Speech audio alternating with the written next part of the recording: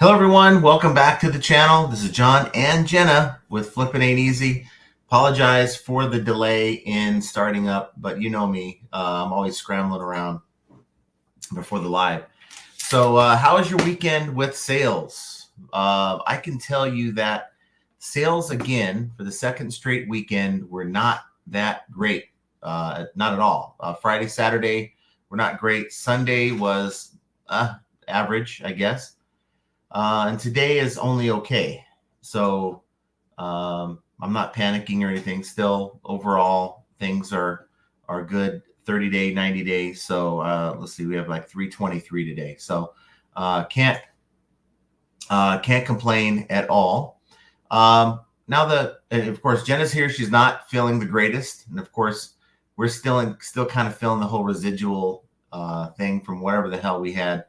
But we're gonna power through this nonetheless. So I apologize if I don't look so hot. She always does, but me, I don't always look hot. So yeah, customers, guys, buyers. Where do I start with this? I had a buyer. I'll just start with my story. I had a buyer that bought an item. It is a solar wireless driveway alarm system. So it has two adapters, I guess you put at the beginning of your driveway or whatever, and it's solar powered and all that stuff. It's an open box customer return item. I get these kind of things in liquidation all the time. We get them, we look at them, we inspect them, we make sure that everything looks good, and when possible, we power test them. Of course, I'm not going to go and I really don't have a way of testing these. I'm not going to go and sit these things in my driveway overnight or throughout the day and use the item. I don't do that, and I don't expect anybody else to. That's why we have a return policy. So we ship this item out, someone buys it, and we ship it no problem.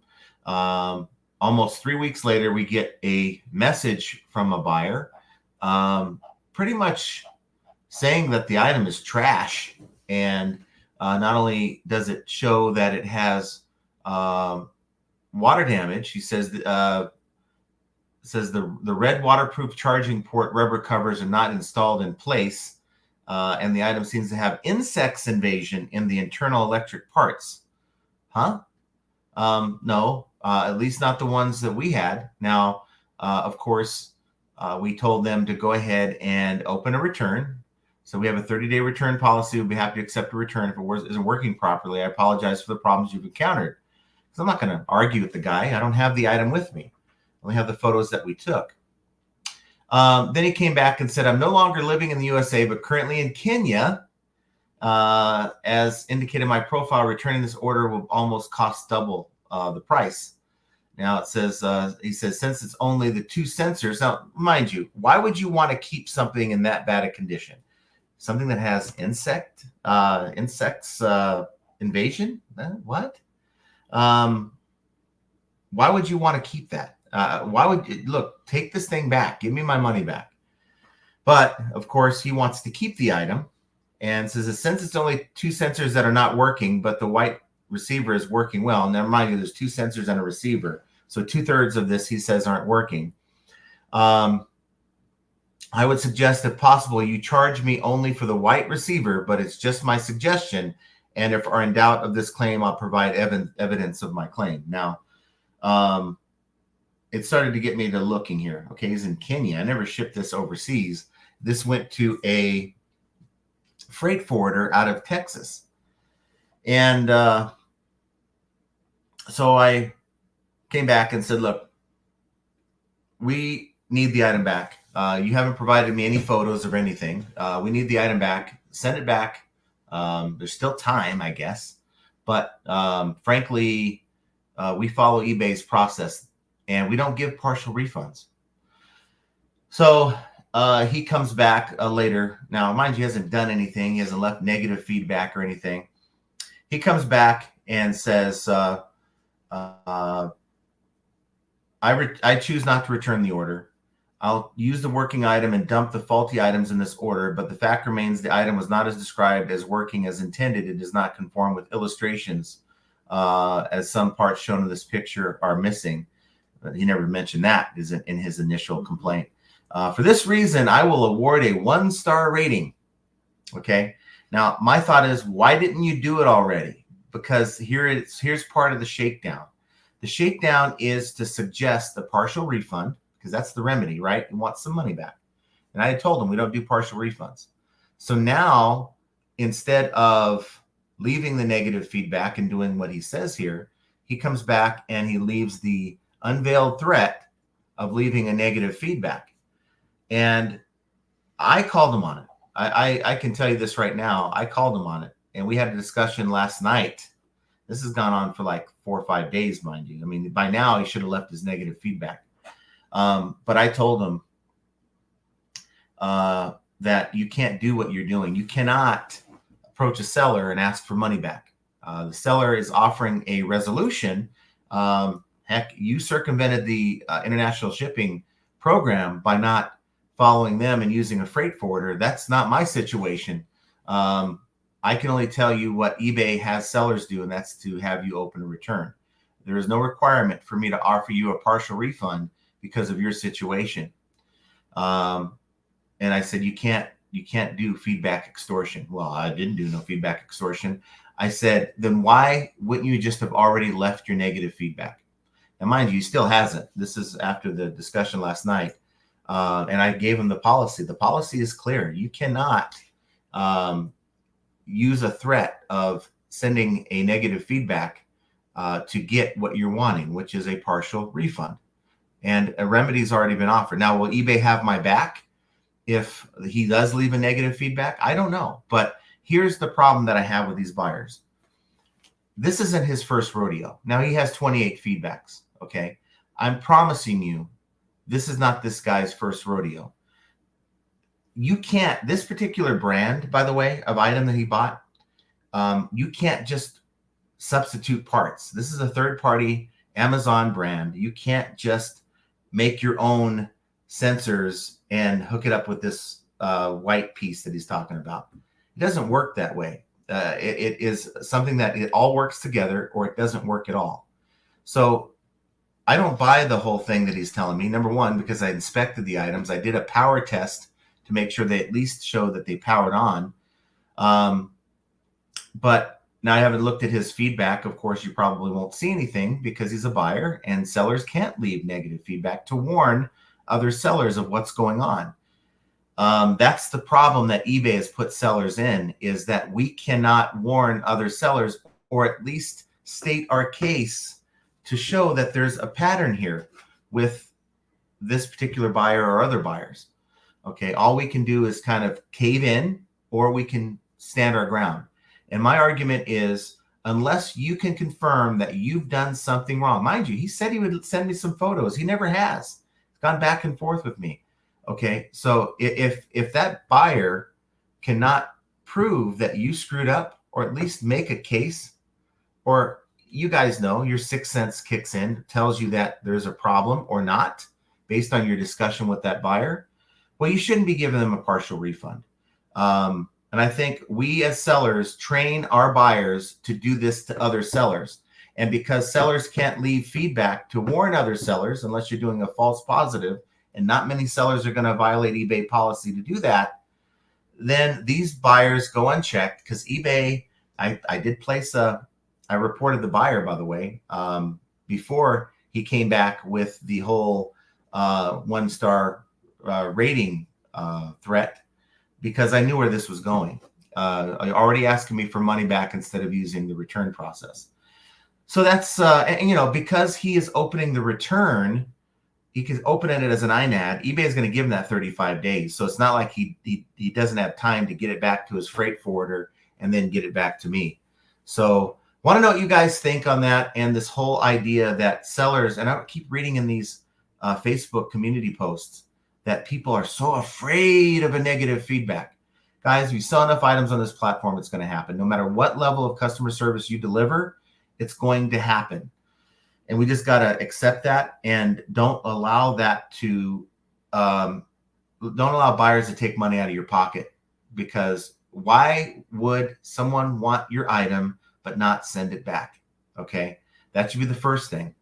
So again, want your thoughts, and ideas, feelings, experiences in the chat, or comment down below if you're watching this after the fact.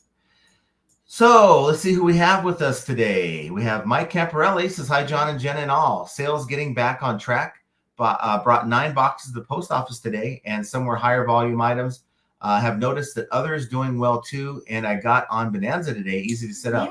Yay. Yeah, I mean, we're not Bonanza, huge Bonanza fans, but when something works and it's low effort and doesn't take much time, and it's something that could benefit some people out there, I'll certainly be the first one to tell you about it. And I'm glad you finally got on the Bonanza train.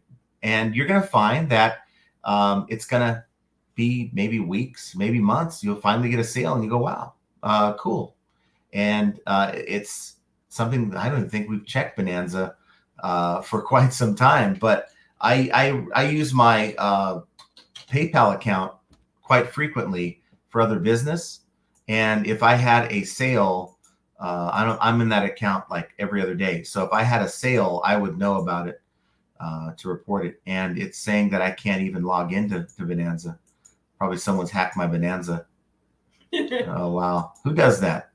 That's like trying to counterfeit a $1 bill. Who hacks Bonanza?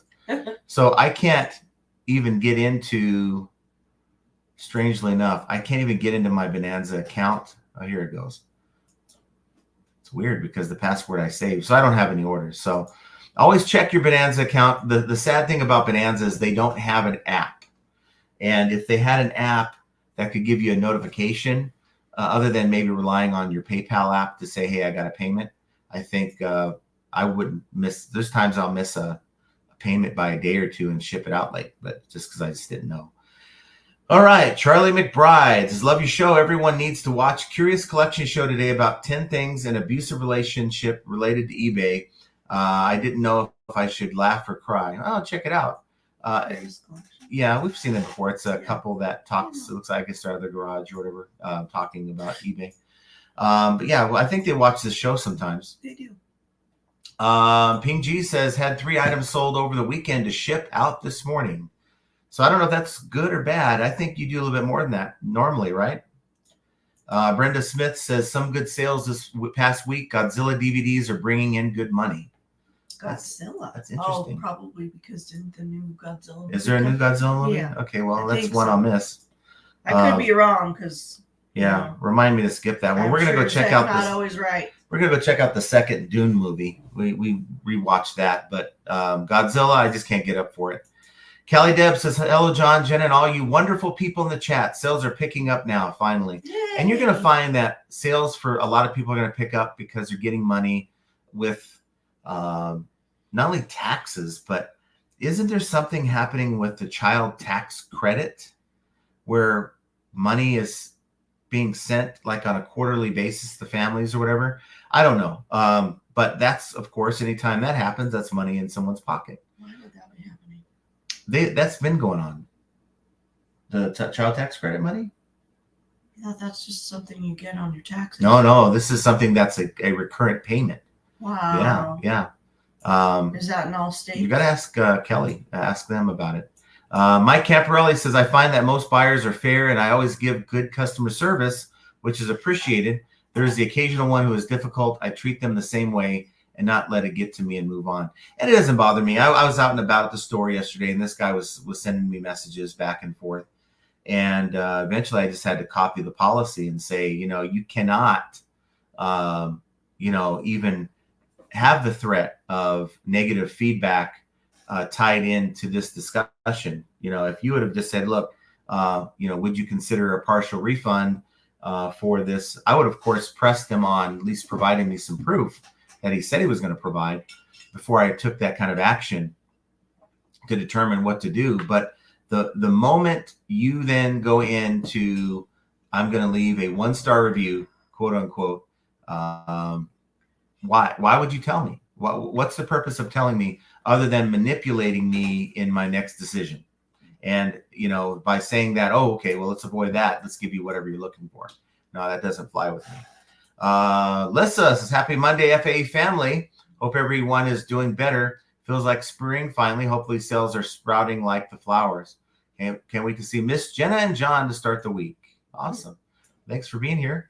As you can tell, my voice is kind of shoddy a little bit. Jenna's probably not going to be speaking a whole lot, but she's been having some issues with her voice. But it sure didn't stop her from wanting to partake in that $105 lobster tail that we had on Saturday.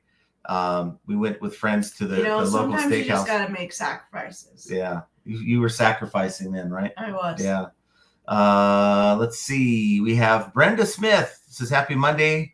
And everyone else. Hello. Victor Wawiorka is with us. Thanks, Victor. You got EVS is with us. Says hi, everyone. Paul Rose says hi, John, Jenna, and FA crew. We have Rain Galaro, and we have Andy Someda. Andy was napping. Oh, yeah. He was. Taking our time. Well, that's not really taking our time. I have this monitor here that would really be better if I can get it into single monitor mode, but that was like, I did get it in that mode and everything vanished. So it's like, okay, I'm not going to fight with it now. I'll mess with it another time. No One Designs, I think John is chasing the ISP guys down the street. Let's hope that we get through this thing okay. We had another issue with it like last night where it was just going crazy. So who knows what's happening. Freya is with us. Thanks for being here. Hi, I haven't seen you in a while. Paul Rose says picked up slightly last few days, plus a few more psychos today, as usual. Yeah, I don't necessarily want to call them psychos, but I mean, some of them are. Okay. People want what they want, and they want it the way they want it, and they don't have time to deal with eBay and eBay's policies.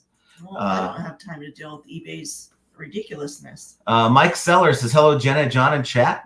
Thanks for being here, Mike. Chicken soup. I had some vegetable soup before the live, and I still feel like dog. Rain says sold a $2 item for $650 yesterday, so pretty happy. Yes, wow, that's what we're talking amazing. About. That's what we want. That's if everyone sold a $2 item for $650, I think the world would be a happier place. What do you think? I agree. Semperfi 1918 says sales slow, but I'm still almost equal to what I was at this time last month. And I'm glad you have mentioned that, because that brings me makes me a little curious as to where I'm at this year as compared to last year. According to eBay, I am up. Well, it doesn't say I'm up or down. Okay, I'm up 27.6% in total sales, and my net sales are up 67%. That's because last year in January I still had a pretty decent volume in sales, but my ASP number was so low that it just drug it down. So pretty much anything I do this year is going to be better than last year if it includes January. Let's see. Design says when John starts to look hot is when I give up booze. Wow. That's pretty bad there, Ken. The booze ain't working no more. At this age, we're not just trying to look hot. We're just trying to get by, right? That's a fact. I know that Lissa says something about Larry Todd, but I haven't seen him this far. I saw him.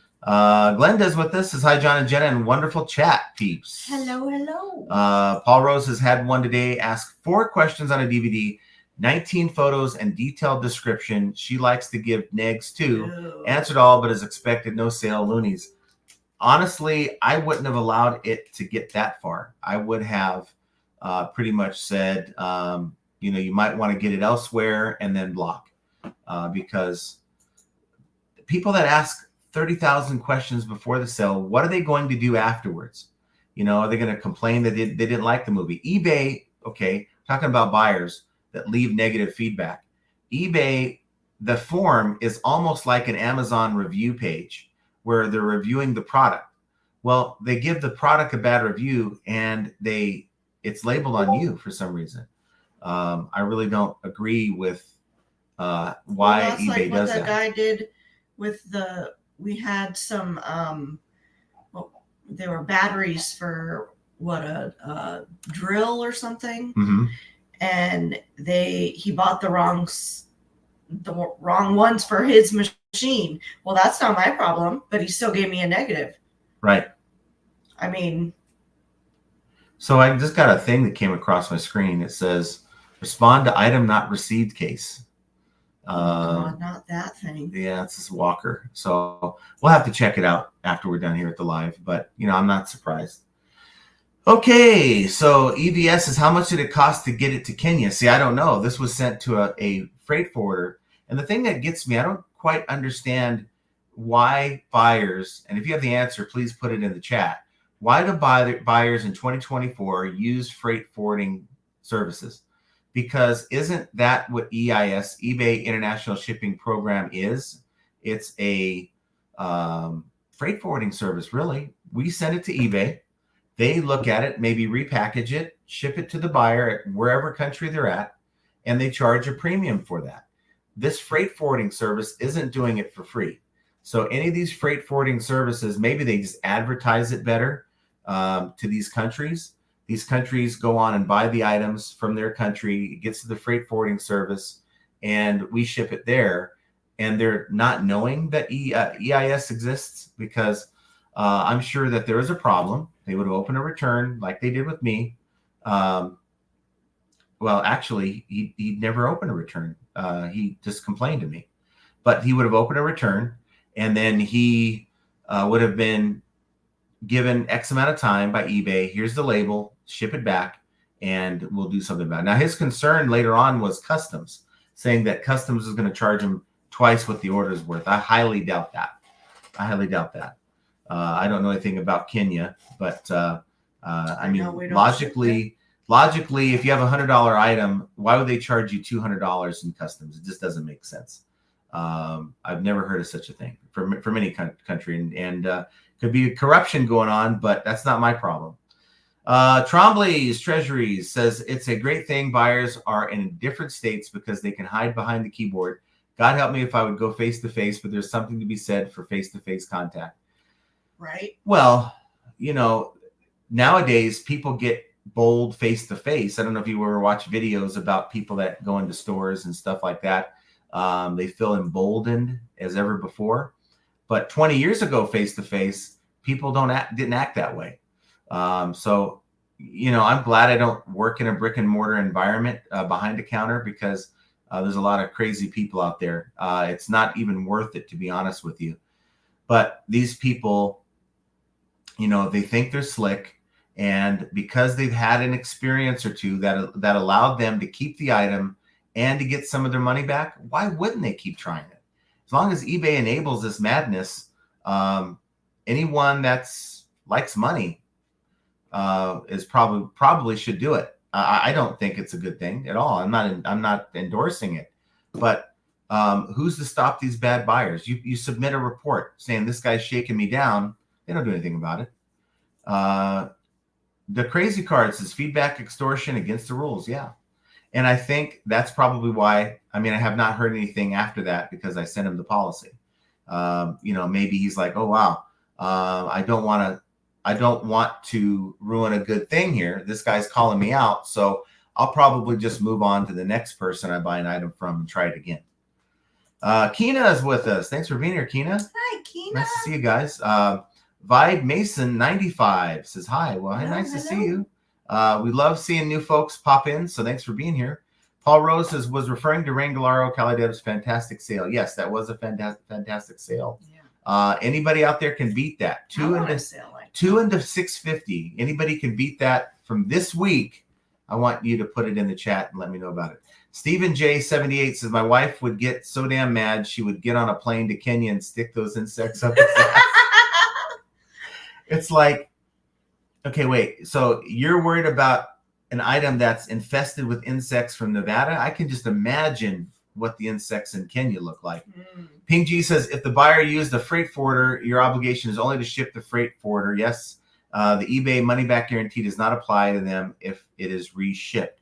And that is also a concern. We don't know what happened. The freight forwarder could have swapped out the units. I don't think so. This is really not a big brand at all. I've never seen one of these units before. And it did have some previous solds for similar items, which is why I picked it up. And it sold fairly quickly. I mean, within 2 weeks of me listing it. But I would not have sold. There's been many times because, see, when I go in source, I get a 7-day return period. So if I come across anything with that item that looks weird or suspicious, and certainly an insect invasion in the item, because it had it's one of those clear plastic things. You could see the components inside. So I don't know if he's looking at something else that I didn't see, but there's no way you would have not seen that. No way. I would have sent it back, got my money back. Devon says the buyer that threatens with partial refund is not right. But you know what? They're not right. But here's the thing. Is it more the buyer's fault or is it more eBay's fault? Now, like I said, I think there's some part of it that is us, the seller's fault, because we're so worried about, oh, do I want to deal with the return? Do I want to pay for a return label? Do I want the negative feedback, right? It's the end of the world. But if we collect, you talk about sellers standing together against eBay, well, to go on strike and all that, forget that. Let's go collectively together saying, hey, there's only certain conditions where I would give a partial refund.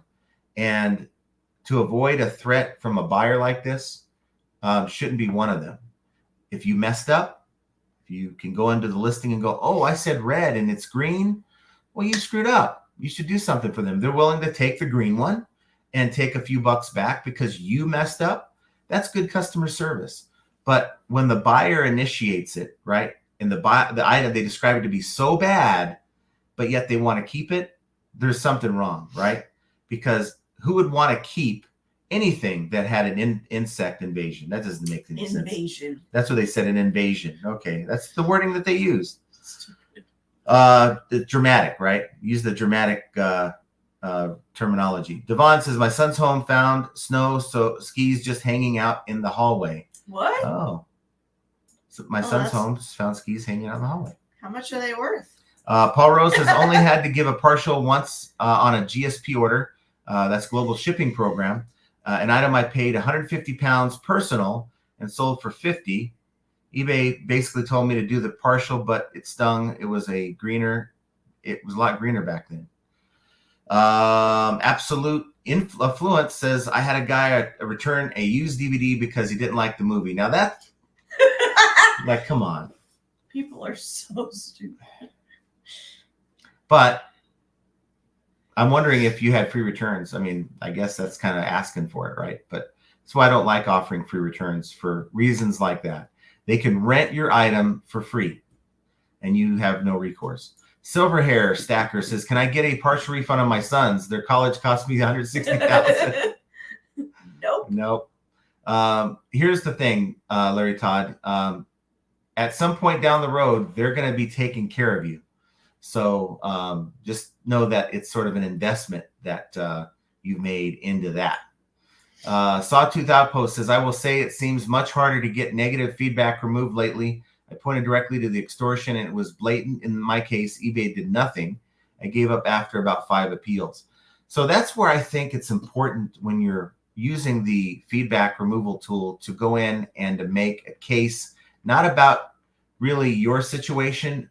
Of course, it's about your situation, but you want to point to the policy. eBay buyer violated the policy under feedback extortion, and maybe put a copy paste there of the 1,000 words you have of the policy. And if you go back and read the comments between buyer and seller, you will see exactly where the buyer tried to get a partial refund, blah, blah, blah. And if that doesn't work, go to eBay for Business. So I'm going to give the system a chance if he does leave a negative feedback to try to get it removed. But I will go to eBay for Business and make my case. What are you doing? I have an itch. Well, that's good. How about I just do that for you? Is that better? Okay. Thank you. Semper Fi says, I just got a negative due to the customer not receiving package in time. eBay showed they tried to deliver. Customer never contacted me. Now, if they did try to deliver, and that is actually considered a positive delivery scan, you should be able to get that removed. And I would fight that. Again, please look at the tracking information. This was out of my control. However, an attempt was made. For whatever reason, it was not deliverable. Again, out of my control. Buyers should not have left this negative feedback.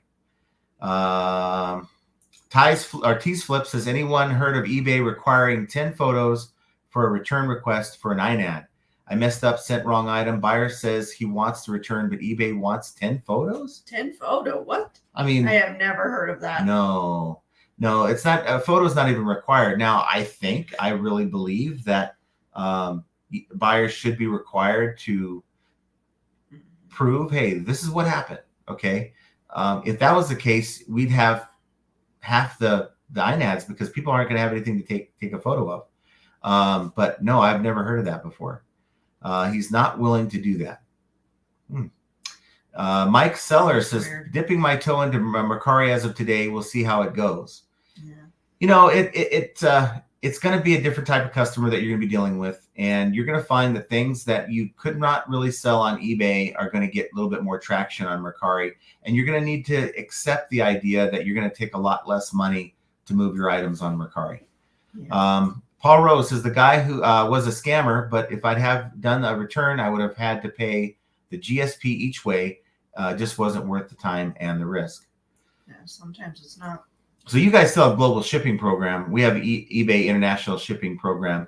And the big difference that really makes it worth the while to me, I just haven't enabled my account again because it really did throw my sales off.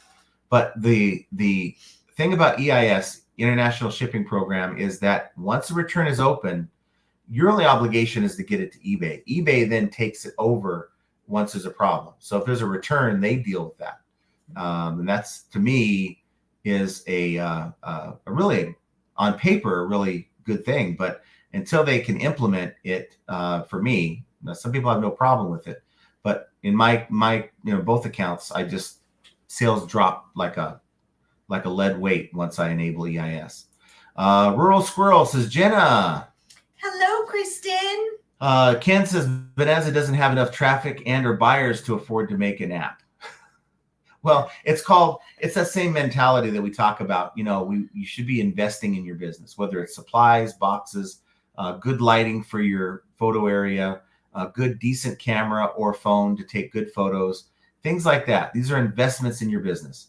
The idea of Bonanza actually is pretty promising, but they're doing all kinds of things within their site. But I think, if I just had to guess, it's probably run by a bunch of old folks like me who aren't in tune with the fact that the newer generations want to do business on their phone. And if there's not an app, they're probably not going to even mess with it. I don't think you can compare yourself to them. To who? Those old people. But I mean, I'm with technology. But what I'm trying to say is, I don't want to say, it's these old folks that are running the site, because someone might say, well, you're old too. Okay, well, I'll just throw myself in there. I'll just save it's sort of like my game plan when I come on here is to try to be a little disparaging to myself, sort of like the movie 8 Mile, so that it just doesn't get thrown back at me. I throw it out myself. That sort of mindset. Spam Banshee says, aloha, Jenna and John. Sorry you're still not feeling well. Thanks for toughing it out and doing the show. Well, thank you. But see, I don't look at it as toughing it out. I am tough. I have to say I'm toughing it out. Today, I am not well. I look at it as something we enjoy. We look forward to doing. Jenna on Friday was getting ready to do the show. Yeah. And I said, what are you doing? And she said, well, no, I'm getting ready for the show. I said, no. I said, you need to go and rest. I said, you need to take it easy today. I'll just handle it. And she's like, no. I'm like, no, I kicked her off the show that day. I got benched. Because I saw how she wasn't feeling well, and I did not want her to be miserable. Why didn't I get benched today? Because you didn't look that bad. And you look pretty bad on Friday, honey. You look. Wow. I was more concerned with, look, we have plans on Saturday.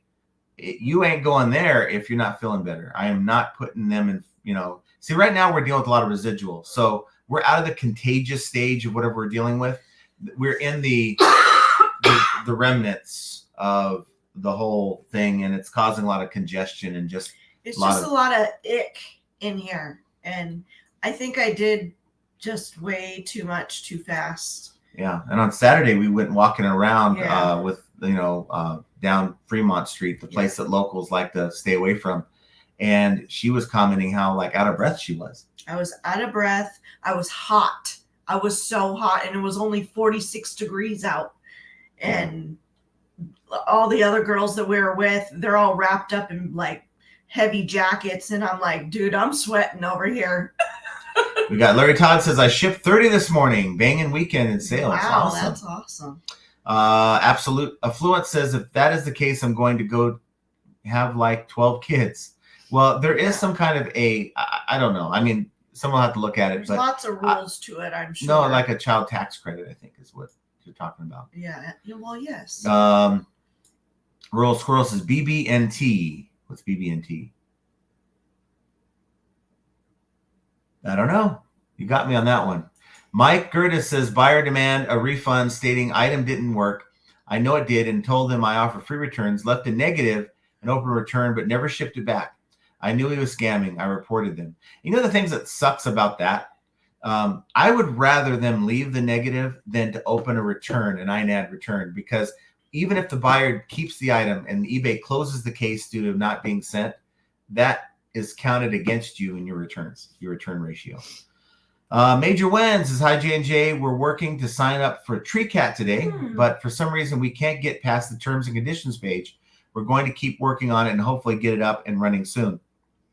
Yeah, when you sign up and you're doing all the initial setup stage, you have to pay attention to their instruction. Their little their introduction video that they have it's very important, because if you skip a step or you miss a step, it can throw the whole thing off. And so when we set up ours, I know I told John, I said, man, I'm glad they have that video, because I would have messed up. And I don't know if Michelle is from TreeCat is in here with us. Yeah, I haven't seen her yet. She has in the past, but I mean, we do this twice a week, and it's quite a lot to ask someone to. If you go to on YouTube, you can look up TreeCat, and they have videos. Michelle has what the hell is that? Michelle has a video or a couple of videos up there that gives you tips and tricks on, for one, tells you it's the how to sign up and what steps to follow. Yeah. So, and you do need to download. There's a what do they call that? It's not a tool, but it's an agent. An agent, yes. Yeah, a little the agent program is crucial. And so if you miss that part, it can mess up the whole thing. Yeah, you just got to keep it running at all times. That's what controls the B-list feature once you. She is here, Michelle. Okay, she is here. Okay, hi, Michelle. So if you have any questions, just check with Michelle in the chat, and she'll get you set up. Yeah, she's on. You'll see her in there as TreeCat. Okay, let's see. Mike says, I made sure my PayPal notification setting is on, so I will know when a Bonanza sale is made. Now it goes off 4 to 5 times a day for my eBay sales also. No way to separate the notifications. There really isn't, but it's just a nuisance. It's better that you get an extra notification rather than like with Poshmark. I had all the notifications. Like there's a ton of different notifications that you can have it send you. And I'm like, I look at my phone, it says I have 400 notifications on Poshmark. And I'm like, okay, I had to go in the settings and pare them down because it was just too much. So I know what you're talking about there. Vide Maison 95 says blacklist or block those buyers. Yes. Yeah. And what was weird is, okay, so the buyer, as soon as I reported the buyer, I went in and I just blocked them, right? But yet I got another message from them, and so we continued the conversation. They can't buy from me again, but they can still, I guess, talk about the situation.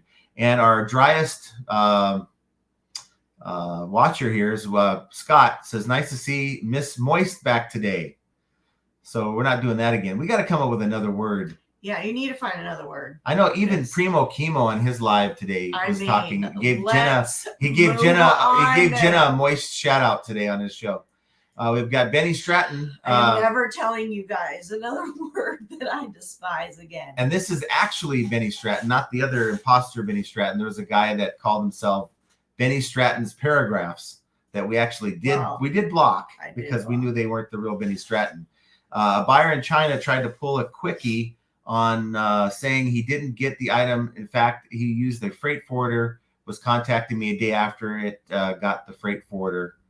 I said, how can it not be working when you don't even have it yet in China? Yeah, but the good news is you got it to the destination that you are required to ship it to. It doesn't matter where that thing's going at that point to me. Absolute Affluence as eBay tries to compete with Amazon by forcing eBay sellers to conform to competitive return policies. Yeah, and look, I don't mind the return policy so much. I'm a buyer myself. So look, if things happen, I want to know that there's recourse. How many times have you bought something on, I can tell you, how many times have I bought something on Amazon and within 2-3 weeks, oh, it broke or it doesn't work right?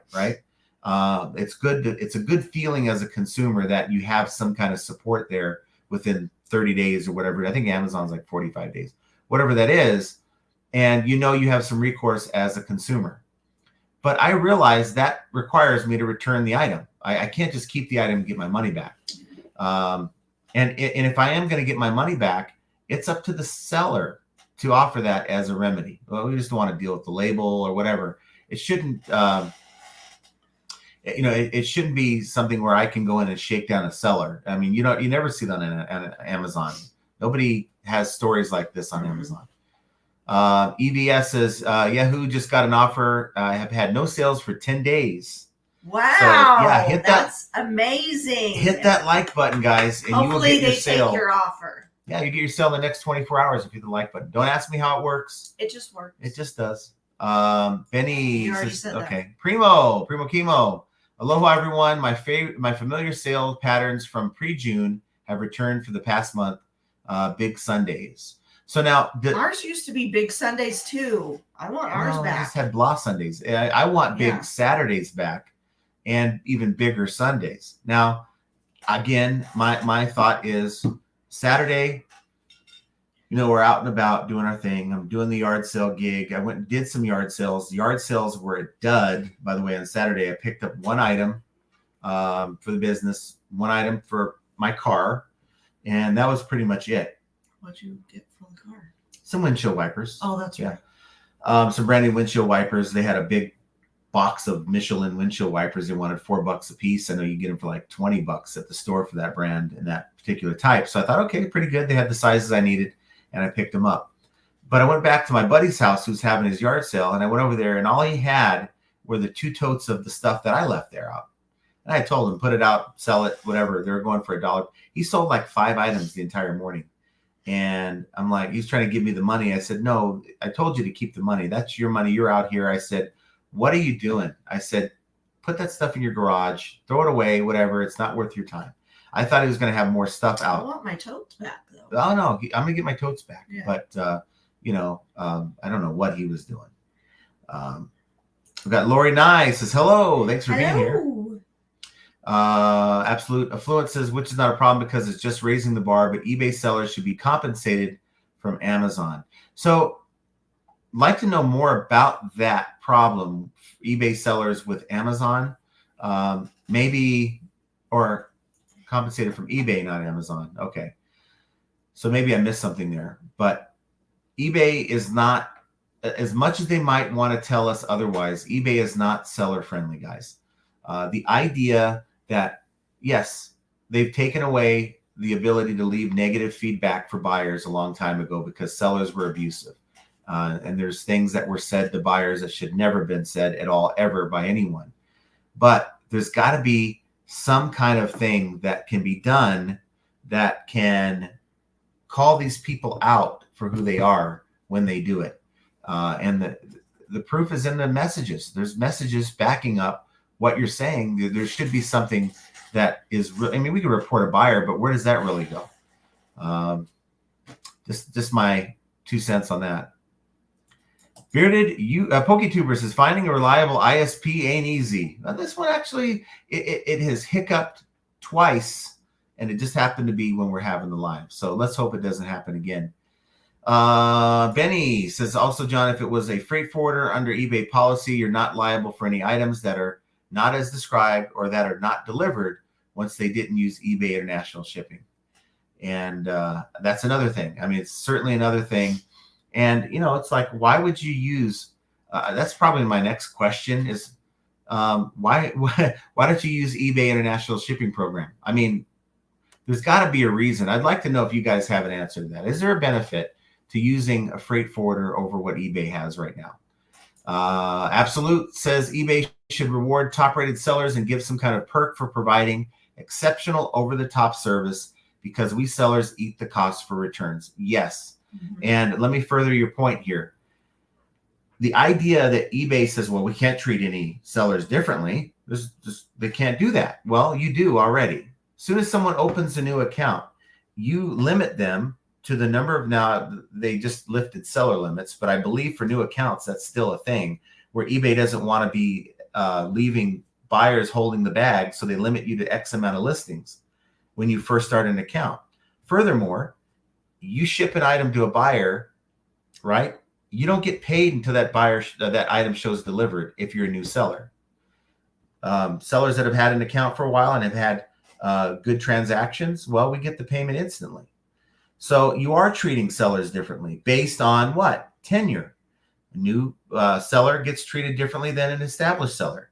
So why can't you further that and say, look, if you're an established seller with good metrics and have under or over 99% feedback or whatever number you want to put on there, that we will give you a second look and to maybe consider the fact that you've been a solid seller all these years before determining that you're the scammer, not the buyer. Because that's kind of what it looks like to me, is that eBay looks at all sellers as if we're scammers because the buyer makes a case and tries to claim that we're scammers, when at the end of the day, they're the one trying to pull the wool over someone's eyes. Let's see. Duncan. Hey, Duncan, thanks for being here. I decided no promoting items over $100 anymore. eBay keeps increasing fees, and I will do less promoted. Had enough followers anyway. Must be daylight savings there. You're an hour early. Yes. Yes. So we get that. That's twice a year. another reason why I think that I'm just messed up. I don't know what to think about it. I am not together.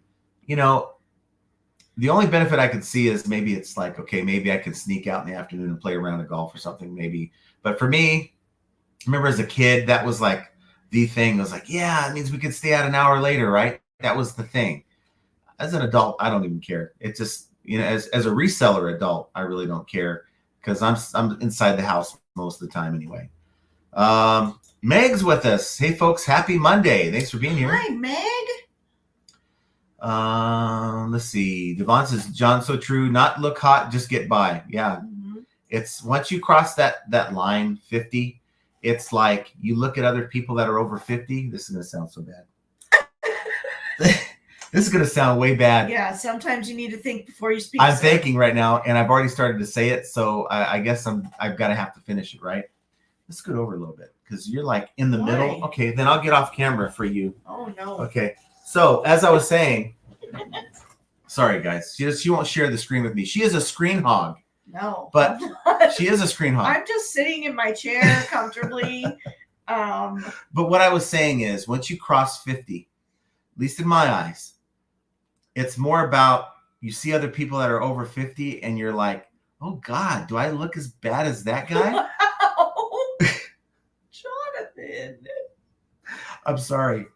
But it's like, maybe I do, right? And so it's like, if I do, then, who am I trying to? I'm sorry. He doesn't need to offend anybody. I promise you. Come on. I can't be the only one thinking that. It's like, is this what 50 is all about? It's like looking old, right? And just trying to make the best of looking old. That's the way I see it. I don't know. Paula Wallace says, hi, love your videos. Been selling on eBay since mid-2020. Have about 400 listings. What do you do with items that haven't sold after a year, and after discounting, you're down to $5 and people still want offers? Two things. You can try moving them to your secondary store if you have one. We have like a clearance store, so those items should be over to the clearance store anyway. If after some time those items don't sell on the clearance store, it's time for the yard sale bin. In fact, I'm thinking about purging some of the items from the clearance store, because I'm going to give it maybe another month or two, because we're getting into the spring right now for the hats that we've accumulated. But I don't think we've sold. We were selling hats for a minute there. We were selling them pretty quickly, and now they just halted. Yeah. I mean, I haven't sent a hat in hats just 2 months. These hats are not bad, right? I mean, I would wear that. Let me see that. Yeah, they're not bad. They're not crappy hats. It's they're not like new. They're not dented or dirty hats, but at the same time, we picked these up for $1 or $2, right? And that looks pretty cute. You're gonna steal it. You have a bunch of hats. And? Well, what I'm saying is, do you really need another one? So this might end up in the yard sale pile, and that's what you might want to do. While yard sale season is still a thing for you, you might want to say, okay, by May 1st, if I don't sell this item doing everything that I know to do, then that tells you that there's a chance that the item has zero demand. Also, like I keep saying every episode, check to see if that item is even sold for anyone. That item has been selling for others, but not you. Find out what they did differently. And, if that's free shipping or free returns, then do it. And you may have already said this, but I tuned you out. Are you cross-listing them to other sites? Yes, that's another thing. Right. Because other sites, you may have a better turnaround for some of those items, depending on what they are. So that item that you're trying to sell, is it down to $5? You could take that same item to Mercari, and there's a chance there's going to have some demand there for it. Now, what are you going to do with it other than that? Put it in a yard sale for $2. So be willing to take a little lower price on Mercari. And for those of you guys who don't sell on Mercari or Poshmark, there should be a link down below that you can sign up. There should be. Well, I got to go check. I believe that there is.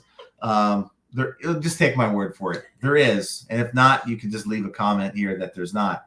But that'll get you hooked up with a deal with Poshmark or Mercari for being a first timer, and we get hooked up as well. Additionally, once you get situated over there, cross-posting is a thing in 2024 that has allowed people to supplement the money that they haven't earned on eBay. The sales have kind of fallen off for some people on eBay, and they've used cross-listing to kind of make up the difference of what the sales that they were losing. So I could tell you there's a link down below for TreeCat. It's currently still free. They have not enabled their payment processor yet, which means you can get your items up and listed on the other platforms, Poshmark and Mercari, and currently it's free, but once that's enabled, you only pay when you make a sale, when they pull it off the other platforms for you. It's like having a VA watching your account while you're doing whatever else you should be doing with your business. Or whatever. I have to say, this weekend I sold a few things on Poshmark, and thank goodness we have TreeCat, because I wasn't in the right state of mind to go hunting for all these items on Mercari and eBay to go and take off and remove and delist, and so it was already done for me. Yeah. So give it a check out, give it a try. I can tell you that features are coming for this program on TreeCat. The ability to schedule out how often an item gets ended and relist sell similar, that process, the end item sell similar, to give your item a fresh boost. You can do that and schedule it out, so that's never a thing that you have to do again. It's all embedded in the listing, and it does it on its own every week, every 29 days. I mean, there's really no purpose of doing it beyond that, because eBay will use the listing to refresh it quote unquote refresh the listing or launch the listing, but it still looks at it as a stale listing if eBay does it. That's why to utilize, whether you do it on your own or a program to do it, I certainly believe is a good tactic to give you a new item boost for at least 12 to 24 hours. Duncan says, if you hit the like and get a sale, send 10% commission to Jenna. She's the one collecting the money. That's right. It's going to go towards her lobster dinner we had to put on. No. We had That's to put the lobster paid dinner for. on credit. No, we did not. That's a joke. No, we actually had to Zelle that over because we had our bill for 7 of us at this steakhouse was with the 18% gratuity was almost $1,300. It was quite expensive, but it was so good. Yeah. But then when you look back on it, it's like, was that really a $100 steak or $105 lobster tail? No, I don't think so. She might think differently. I agree. I'm not one for spending a lot of money on food. I have my reasons as to why I don't like to spend a lot of money on food. I hate it. It drives me crazy that it's an added expense. And then to pay outlandish prices for a meal at a restaurant is even worse. Yeah. So we don't normally do things like that. We only went out to dinner to this particular place because our friends were in town, and it's well, they're the friends that I friends that are good friends. We've been friends with them for years, Yeah. but I do business with them as well. Yes. And that's the thing. I got to keep the ticket for taxes because we did talk business. So For a few, yeah, for a couple it doesn't. words. There's no requirement how long you have to talk business, but we did talk business. In fact, We did. Me and Michelle did. they came out here for ASD, and ASD they're looking at hooking up with a bunch of different vendors for the various products they're looking for, and so let's just say that I'm kind of involved in that, and we're We actually have to go tomorrow. We're going tomorrow. That's why I'm going to be working all night tonight to get my listings up for tomorrow so that it doesn't, set me back. Let's see. Bearded PokeTuber says cheaper than eBay's international shipping. I guess that's with the freight forwarder. Yeah, if that's the case, then shame on eBay for really that's an opportunity for them to really push those companies out of business. Yeah. That should be another reason why they've implemented is there's no longer a need to use services like that. But if that's the case, then it's not good on them, I guess. Rain says, I've been told the eBay charges more than the freight services. That seems to be the Yeah. Paul Rose says, you're totally covered on freight forwarders, John. eBay should have your back. They'll probably get used to using them when well, I don't see your continuation there. So I get what you're saying. If it ever came to it, then of course I have a lot of different things at my disposal. Of course, we're looking at policy. We're trying to make our case to have these things removed. So the extortion angle, of course, it did happen that way. And of course, the freight forwarder angle to say, hey, look, this shouldn't even be a thing. Andy says, doesn't want to pay that fat import fee. And that's a big concern. But how fat are import fees? Let's say $100 item. How much are you paying? If you're watching internationally, how much are you paying in customs to have that item delivered to you? We've got Beard King Picker. Alex, thanks for being here. Nice to see you. EVS says, general question. Have listing no views, next day one view, next day no views. Can views be removed or reversed? How to unview a thing?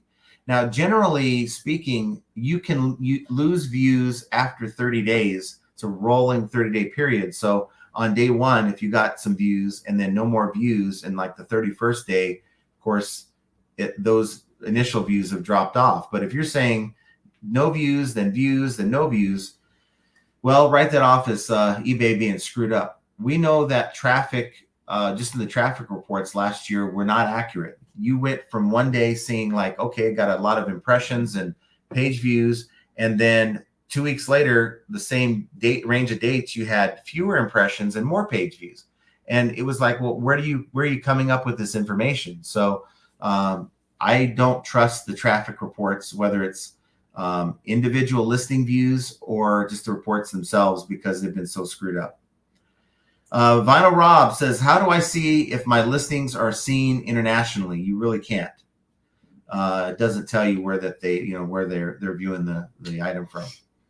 We got Brett with us. Mad Hatter's Boutique says, sales are great Sunday, and this morning had 4 sales to add to the pickup today. My category, new sports apparel, is steady and smooth selling in the reseller ocean. 3rd month on the in the new positive percentages in a row. So Nice. there you go. Again, I chalk your situation up to one thing, and that is the brand that you're selling is in demand. And if you had, off-brand stuff, I'm willing to bet you probably wouldn't see the kind of success. So keep up what you're doing. You're down the right road. Benny says, after the latest freight forwarder issue I had with a China buyer, I am not sending to anyone else internationally to a freight forwarder. But are you really doing that kind of investigation? See, yeah. Who wants to take that kind of time? I mean, what I do is this, because FedEx sort of kind of makes me try to figure out, for whatever reason, through their program, the shipping program. It used to be they would detect if it was a residential address. Now, this new version of this software that they have, it gives you the box to click it, but I don't know. I mean, I see a number, so it'll usually say an address, and these freight forwarders have like unit 1058, right? So I go in and I copy the address and I paste it into Google and see the location for myself. It'll pop up, like if it's a residential, or you could tell it's not. And then that's what I've determined. But there's so many businesses that we ship to that have nothing to do with freight forwarders that, I don't have time to do that kind of investigation. So I'm just going to ship it, knowing that I haven't really had this type of a problem up until now. So we're going to keep doing it. If you have the time to do that kind of investigating on every single sale in the, whenever you're shipping out orders, you're not busy enough. Lori Nye says, is this an action or what? My first time here. Action. Are you talking about an auction? This is a channel where we talk about reselling, and can you find out what his issue is? Because I really don't want to hear this dog. Ignore him. No, I can't. The audience won't do it, and they can't hear him. I can. So this is a channel where we talk about reselling, and we just discuss ideas about reselling and how it affects other people. So hopefully that applies to you.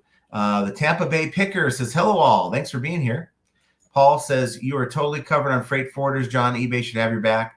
They probably got used to using them when the GSP fees were so high, and it just carried on. Yeah, I think so. Scott says, too many bearded names. Please change them. Thanks. The OG. And Beard King Picker says, nope. It says, not going to happen. You're the OG. I'll give you that, but I'm the king. Oh, so we got and then PokeTuber is also, he's the PokeTuber beard guy. I bet I got you beat on the account age. So everyone has their own stake to the beard, but I can tell you, at least on YouTube, Scott's definitely the OG. I was watching him back in 2017-ish when I started watching YouTube content for eBay, and he was right there. Acoustic Clip Notes says they buy off multiple people using ship forwarder service, send label to forwarder. Well, I'm going to send it through eBay. If it gets, however it gets there, once he opens the return, then I'll send the label. But he hasn't even bothered to open a return yet.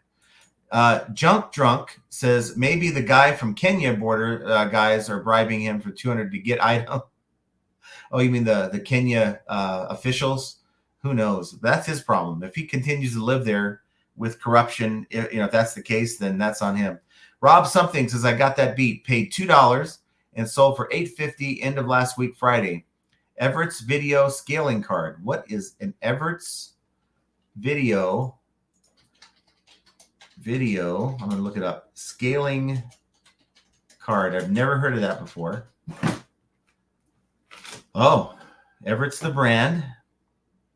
And it looks like like a video card that you'd put in your computer. So awesome. And hopefully it works, because that's another thing. You might pick it up for $2 and it might have some issues. Beard says, like all my multiple personalities are taunting me. Yeah, they are here to taunt you there, Scott. Benny says, if there is evidence and messages that a buyer does this, they should have their ability of leaving feedback taken away. Simple as that. There's got to be something in place. And again, we're not asking the world. We're just asking to be treated fairly. Sellers don't want to sell their items and have to deal with these shenanigans that these buyers want to try to throw our way because, yeah, it was successful. They, got some nice old lady.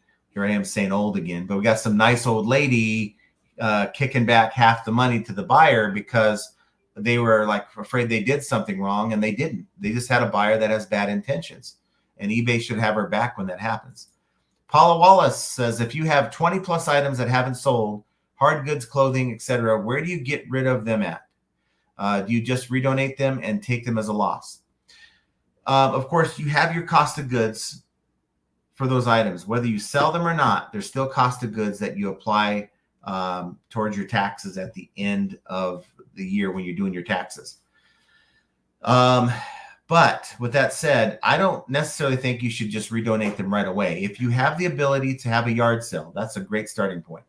And then, as Jenna mentioned, cross-posting, if that's something that you want to try, it's something that will give you another outlet to put your items in front of new eyes. Because I can certainly tell you that the Mercari crowd is a lot different than the eBay crowd, who's a lot different than the Poshmark crowd, who's willing to pay more in some cases for the same item. So very, very, and there's other sites too. So I'm not in tune with the Etsy crowd, the Depop crowd, because we just don't sell there. You all right? Yep. Okay. Scott says, I've had lots of big girls return 3X because they don't know the size of their butts. Shout out to the big girls. And for all you guys who know, a Bearded Picker, he has recently invested, heavily invested in 3X big girl panties. And these are brand new in the bag. Look. And he's really trying hard to, he's really trying hard to move those big girl panties. He really should try to cross-post and get those on the other sites. And we'll get to that comment. There's a moist beard that says cool show. Moist beard. Okay. That's disgusting. Absolutely disgusting. But it happens, right? Beards get moist. Please stop. Benny Stratton says, Paul, exactly. I had issues with freight forwarder buyers, open cases for no delivery. Cases were automatically closed in my favor because it showed delivered. I'm assuming the scammers didn't know the rules. Yep. And it's good. Are you that bored, Beard, that you have to make up weird account names? Do we know that he did that? I mean, I don't know. I can't make that accusation. He said that's not me. Joe Samard says, silver hair stacker Biden will take care of that money.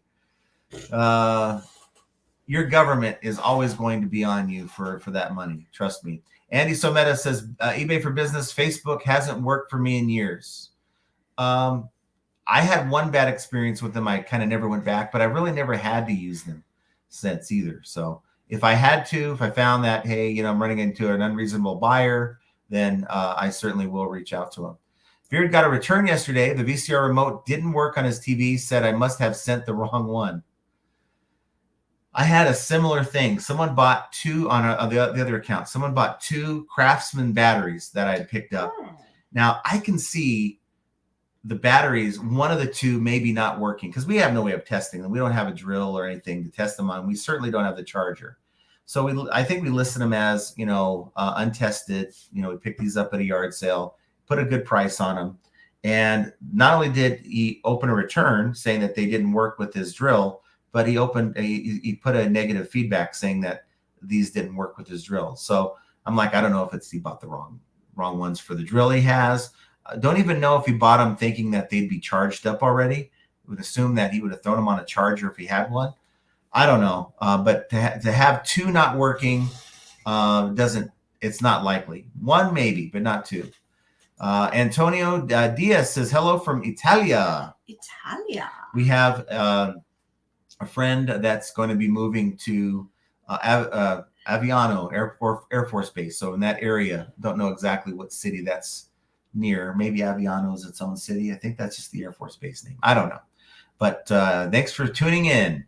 Doreen says, hi, I think you advised me to reach out to Sonny in Vegas. Thank you so much. He's wonderful. Mm-hmm. Yes, Sonny Las Vegas. He is wonderful. We love Sonny. If you like glass and selling glass and intrigued about the different things with glass, then Sonny, and you may be watching, but Sonny is your guy. So go in and check him out. Paul Rose says, I'm older than you, John, 53, but I'm still wondering what I'm going to be when I grow up. I think he is too. No, I am what I am. I've already passed that point. There's some days. I start thinking about what am I going to be able to do in 20 years? And is this going to be it? So that's always crossing my mind. And I don't want it to be. Honestly, I love reselling, but I don't want in 20 years this to be the thing that I wake up to. I really want to be able to get up and travel. I want to go do things and feel like I don't have to be back by a certain time to get my stuff done. Benny says, Bonanza just sold, just Google it. It's a young guy that now owns it. He stated in an article that he has big plans for it, and I have seen a big pickup in sales on Bonanza last few months. But to me, it's okay, then get an app. You're not going to show me, you're not telling me that you're serious about your site that you just bought until you've developed an app. Once Bonanza develops an app, then I'm thinking that you're in the game. Beard says John is changing his name to Nita Walker Picker. Are you talking about the one that they want to report as not being delivered? Benny says Quincy will have a complete responsibility for the Bonanza business, including product and seller strategy development, priorities, and support March 10th. 2023. So you know this guy by like first name then, huh? Quincy, who the hell's Quincy? I guess Quincy's the guy that bought Bonanza. I don't know. It's a good story. I believe you're telling me the truth. I just haven't heard of that. Lisa says, we all appreciate you, Jenna. You need to take care of you. You don't have to push yourself for us, but we know your dedication. You know, I just, sometimes when you're down for that many days, you just need to get the hell out of the bed and just move your body and get going. And that's what I was trying to prepare myself for Saturday, because I knew that I had to get out and we were going to be hanging out with friends and such. But then Saturday took everything out of me. So therefore Sunday I was down. And then this morning I got up and I wanted to have a productive day. Like I wanted to have a normal day. And I got up, did the shipping. I started getting dizzy and nauseous. And I'm just like, I am ready for whatever this is to leave. Right. I'm done with it. And I don't want to feel sick anymore. And so I'm trying to push through it to like show I'm the boss, not whatever this is. Larry Todd, Jenna looks great for being sick. Maybe I could get sick and look good like that. Well, thank you, Todd. So that's the thing about Todd. We'll never know if he's feeling bad because all you can see is his hands when he's on camera. I'm sure he'll give us some kind of sign. Yeah, I guess. Maybe the middle finger. Kid Wilson says, I took a break from buying this month and just selling what I already have. Nice to see some space clearing out. Yes. Yeah, that's a really nice feeling. And my thought is, okay, how do I fill these holes that I have in my racks, right, where things used to be? Aunt White says, do you use the AI description suggestion? To me, it seems too much nonsense for people to read, too impersonal. Aunt White? Yeah. I haven't seen Aunt White in a long time. Aunt White's jumped in here not so on often. live. So to answer your question, though, I don't. Sorry. I don't like eBay's because eBay's AI is just. You remember the Mad Libs that we used to play as kids? That the book where you have like a little story and you fill out the noun, the verb, the adjective, right? And it made some crazy story when you read it back because it didn't make sense. You'd ask someone for all these words. And that's kind of what it is. it's taking all the words that are in your items specifics, and it's repackaging them into a 2-paragraph item description. And usually it's too fluffy, and usually it'll give the buyer grounds for an INAD. Yeah. So what I like to do is I'll go into Gemini, which is an actual AI tool that takes data from the internet, and I'll put my title in there that I'm using for that item, and then maybe the one photo from the item, and I'll already have asked it, can you give me an item description for this item for eBay? And then it'll give me a cool little 2-paragraph deal, and it'll also have bullets for the key points, and I'll just copy and paste that.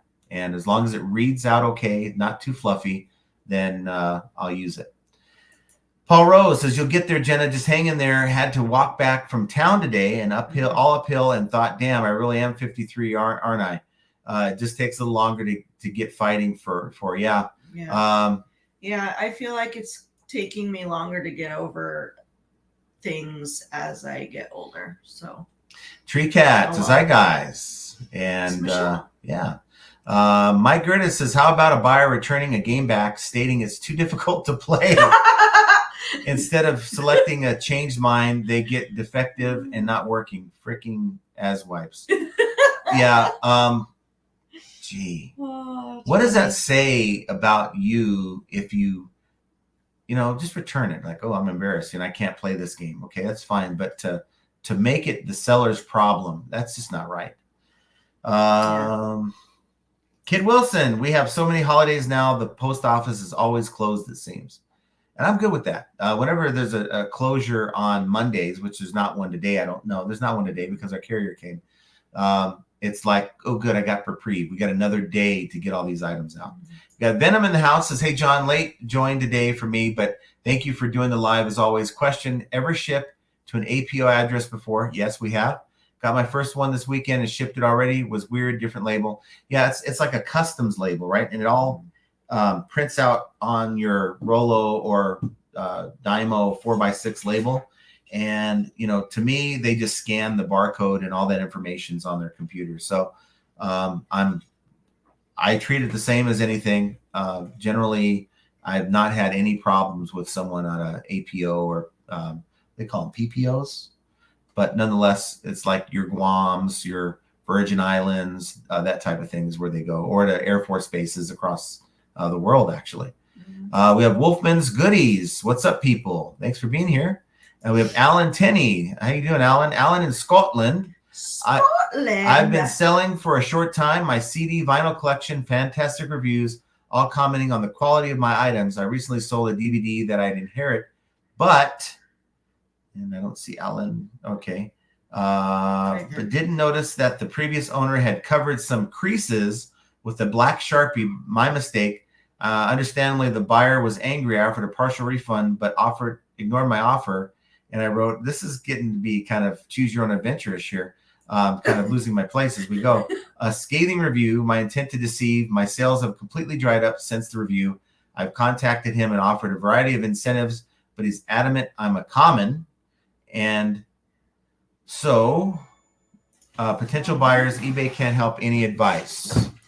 Well, they already have their mind made up about you based on that. Okay.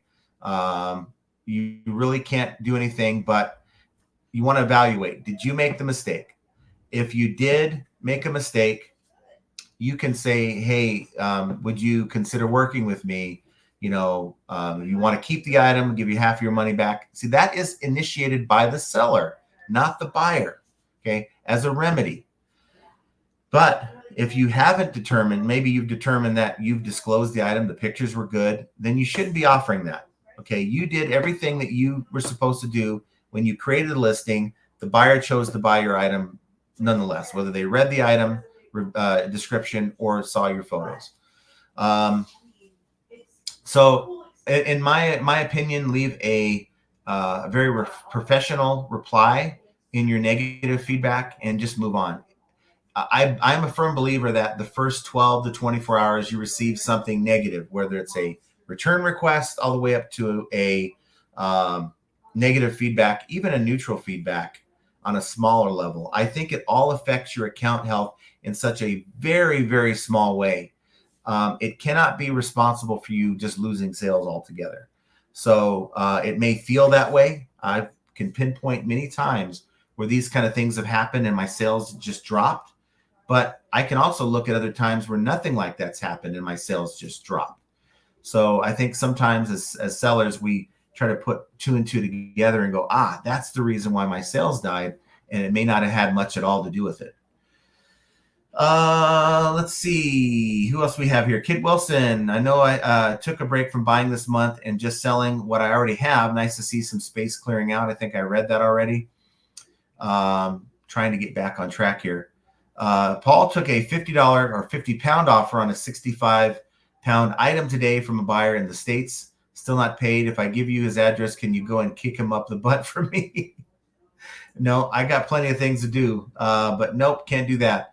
Henri Squaw says, howdy, been listening while running things to the post office and UPS. Yeah, it's about that time. Get your stuff. We have the FedEx guy that just got here, so that's good. Noah Designs says, what's wrong with the word moist? Moist cake, moist towelette, moist. Okay, never mind. Aunt White says, John, you look just like another YouTuber called Delete Laws. You two could be brothers. Now you're going to have me looking this stuff up. I'll do that later. But you know what? I've been told that I look like a lot of different people. So I think one was like Jason Bateman, and I don't see the resemblance, but people have told me that many times too. Blumpkin says, whatnot is the future, but you have to move volume. And that's just it. Do you have access to volume? And are you able to get those prices to where it's cheap enough? If you are going to the bins, for instance, it's a lot of people that sell and whatnot. They go to the bins, buy it for $1.69, $1.89 a pound, and then they sell it for $1, $2 or more, and they just do it in volume to where that they spend $50 to $100 at the bins. They turn it into $500-$600 every session, and they just rinse, lather, rinse, repeat. Is that what it is? And they make that work for them. For me, that's just not my model. We don't sell in volume. No, I mean, am I dogging it? No. If it works for you, keep doing it. Whatever gets the money in your checking account is the way you want to proceed. It sure can be a good place to buy things. Mr. Sadie says, yeah, we know about it. Hey, how's that purse, by the way? It's great. Yeah? I used it on Saturday. Mr. Sadie says eBay is hands down more seller friendly than Amazon, though. Yes. That's true. See, you get chances on eBay, right? You get chances as sellers upon chances.